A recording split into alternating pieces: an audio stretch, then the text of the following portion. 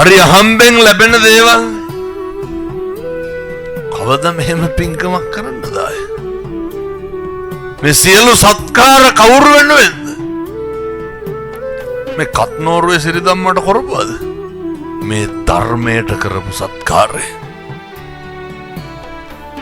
මේ ධර්මයේ වෙනුවෙන් කරපු ගෞරවය මේ පුද්ගලයෙකුට කරපුවා නෙමෙයි.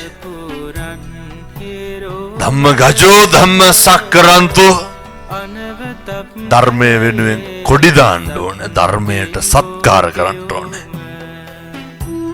එනිසා මෙහෙම කාලයක් ආය අපිට එන්නේ නැහැ.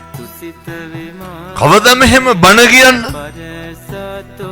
මම දැන් මේ බණ කියලා මට හෙට උදේ ඩුබායි වල බණක් තියෙනවා. මම මෙහෙම ගිහලා ඩුබායි වඩිනවා. කවදානම්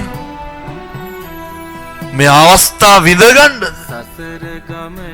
එනිසා එලෙසමයි මෙහෙම පින්කම් කරන්න දන් දෙන්න හම්බෙන්නේ.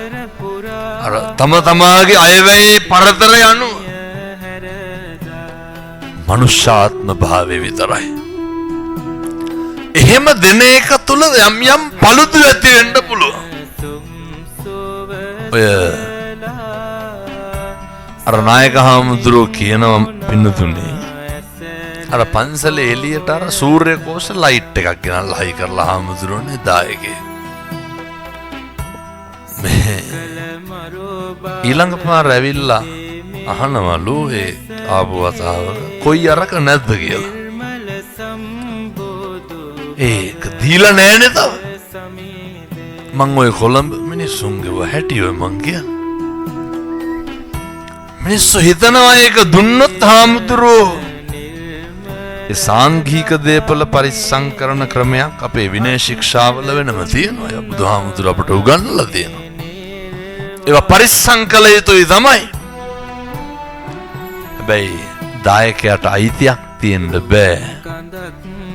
අර එහෙම වුණොත් එහෙම හාමුදුරුවෝ නිකන් පන්සල මුරකාරයෙක් වගේ නෝනේ. මිනිස්සු කොහොමත් වර්තමානයේ හාමුදුරුවෝ තියාගෙන ඉන්නේ අර නේ මුරකාරයෝ වගේ. නේ තගදාන උදේ නැගිටලා තිබ්බ නැද්ද? බයිනෝ. උදේ බුද්ධ පූජාව දාන්නේ අරයි යනකොට නැගිටලා තිබ්බ නැද්ද? එතකොට විහාරයට ආවේ නැත්තම් අර ගෙවලා තියාගෙන ඉන්නවා වගේ එක. වෙනතුනේ කිසියම් වූ කාරණාවන් මත සිත් කිලිටි කරගන්න නරකයි.